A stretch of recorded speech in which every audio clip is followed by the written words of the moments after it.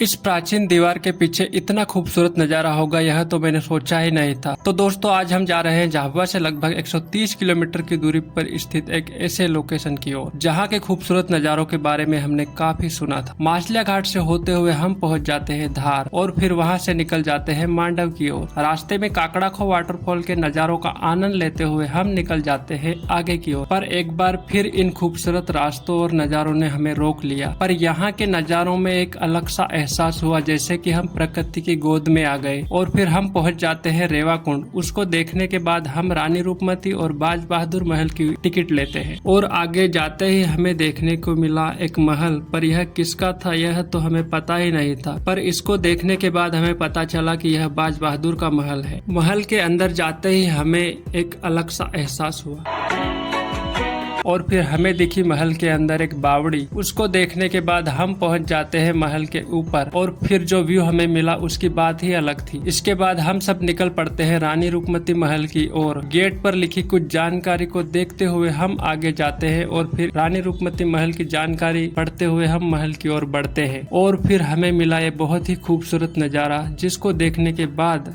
हम रानी रूपमती महल की ओर बढ़ते हैं। महल को चारों एंगल से देखने लगे और फिर वहां से नीचे उतर जाते हैं। और हाँ, कमेंट में बताओ कि यह मेरा पहला मिनी ब्लॉग आप लोगों को कैसा लगा।